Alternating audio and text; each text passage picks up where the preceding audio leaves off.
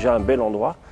Un bel endroit parce que il a été restauré en 2013, donc avec une vocation sur les senteurs, pour promouvoir les senteurs, parce que souvent on oublie que Versailles c'était la capitale des parfums.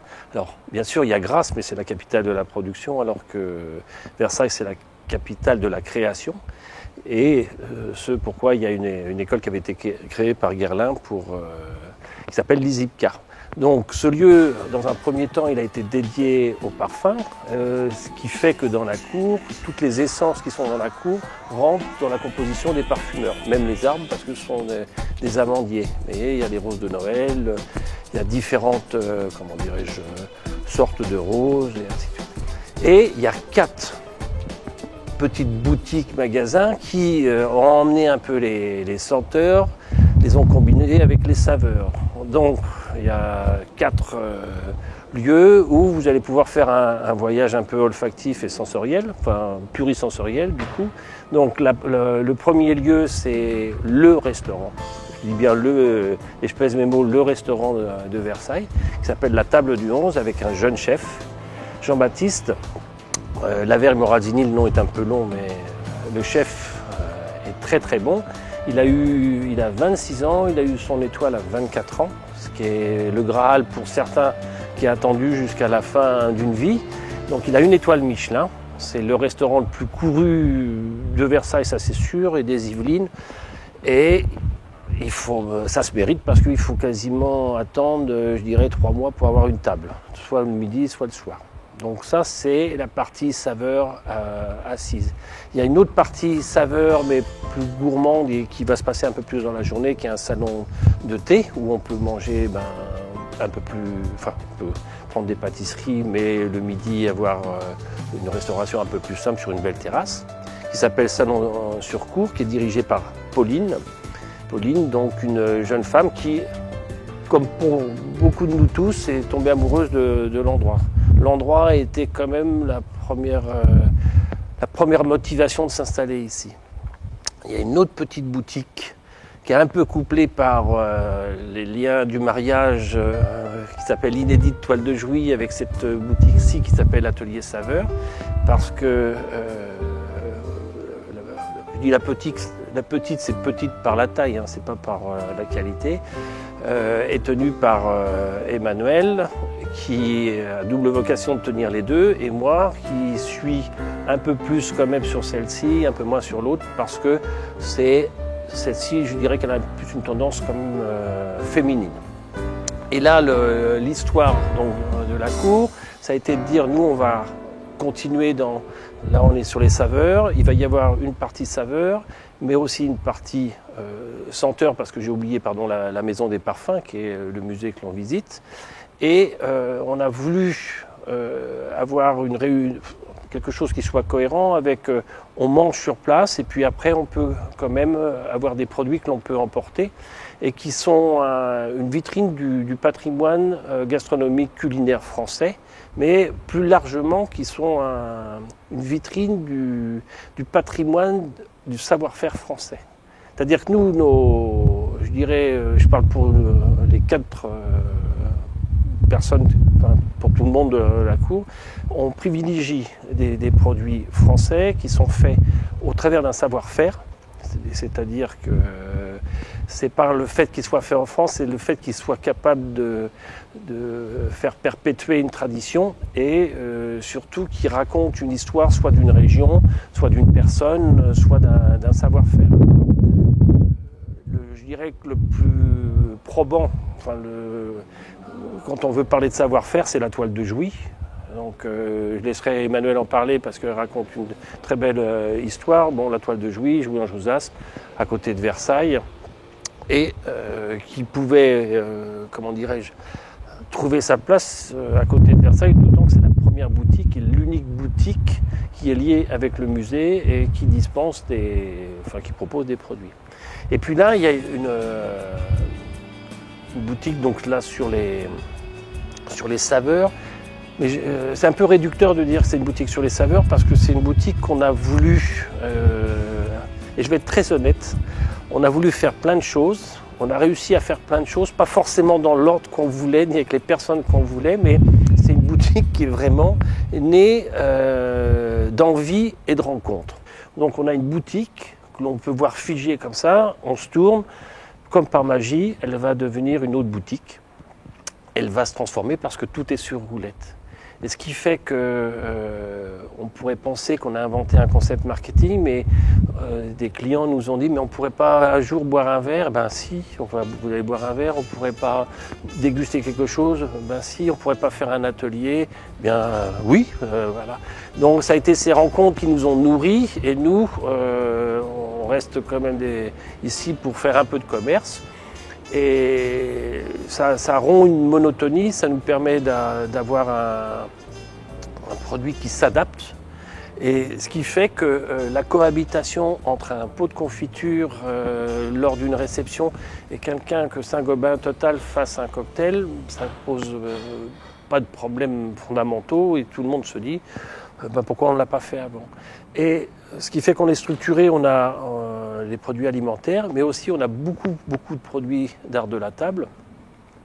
Et là, on est dans la même logique. On a privilégié un label qui n'est pas très connu, mais pour moi, qui vient de chez Le Nôtre en fait partie, c'était Entreprise du patrimoine vivant. Ce mix entre le fil, c'est vraiment la culture, l'histoire, le patrimoine et le savoir-faire français. Et ça, c'est pour l'existant. Demain, ce qu'on va développer, c'est aussi parce que c'est marqué sur la façade, Versailles, on voudrait qu'il y ait des produits qui soient typiquement issus de Versailles, voire d'un cercle un tout petit peu plus large. Et on en a. Alors, en avant-première, on a un miel qui est non content qu'il est de Versailles, mais il est de Saint-Louis. Alors, ce qui n'est pas neutre ici, parce qu'on remercie tous les clients de Notre-Dame quand ils traversent en disant on est venu vous voir et Dieu sait si le désert du Rubicon, passer le Rubicon, là, ça reste quand même un sport, une démarche, quoi. Donc on remercie tout cela. Donc on va avoir ce miel. On a une méthode traditionnelle qui a été faite avec Lizipka en champenoise, donc avec Lizipka a travaillé sur l'essence de rose qu'elle a mis dans une bouteille de champagne, mais qui ne peut plus s'appeler champagne. Le potager du roi qui fait un poivre blanc de Timut, on a mis un petit peu. Et ça s'appelle, l'histoire veut qu'à la cour de Louis XIV, il n'y avait pas un marchand de vin, il y avait 12 marchands qui fournissaient tous les vins et qui connaissaient les goûts du roi. Donc ça s'appelait les 12 de Versailles. Et moi, au travers de cette rencontre-là, c'est fait par un Versaillais. Et la bouteille, ça s'appelle les 12 de Versailles.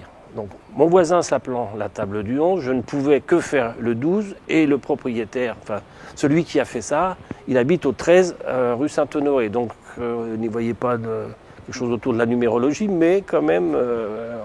Et la bouteille est laquée bleu, fleur de lys. Donc on a autre chose, on a un savon qui est fait par une Versaillaise comment dirais-je, qui bio, qui est très Versailles. Et on accueille, on va être la boutique qui permet aux Versaillais de revendiquer qu'ils sont Versaillais avec les produits. Et maintenant, beaucoup de correspondants,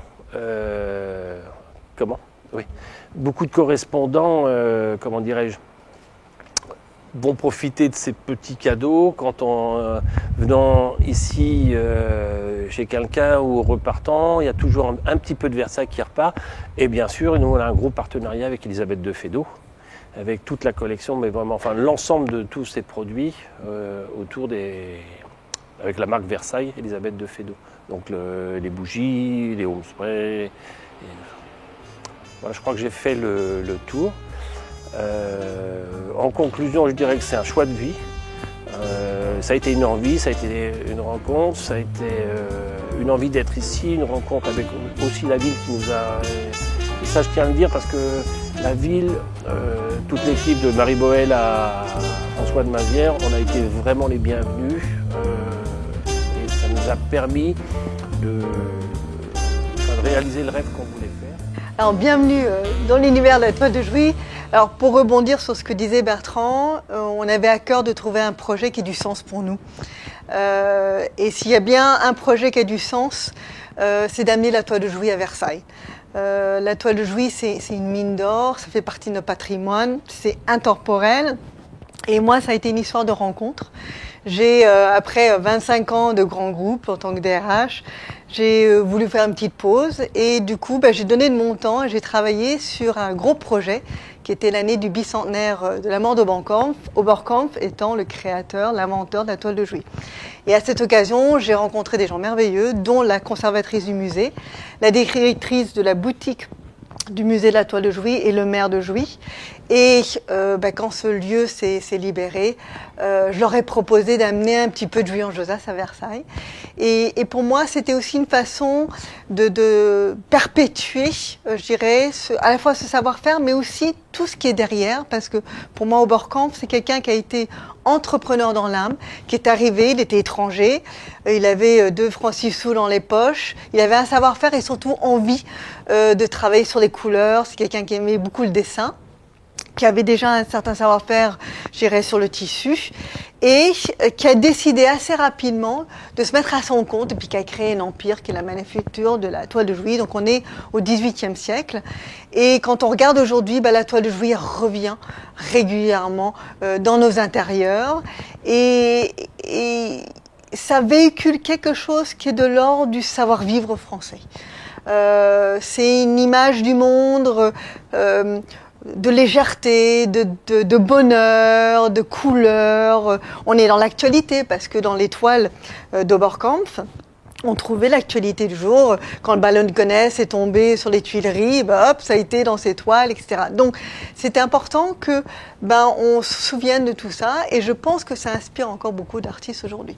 Donc voilà, donc c'est un univers qu'on a voulu proposer. Il y a un capital sympathie à Versailles pour la toile de Jouy qui est immense, donc on a été accueillis bras ouverts, et puis on espère peut-être donner des petits, c'est-à-dire on aimerait que certains éditeurs rééditent des anciennes toiles, parce que justement on aura donné envie de faire en sorte que ça perdure et que cette toile ne disparaisse pas. Voilà, et qu'on continue à le fabriquer en France. Voilà, donc voilà mon univers au quotidien. Il n'y a plus désagréable en termes de décor et je dirais de couleurs. Donc je vous invite à venir.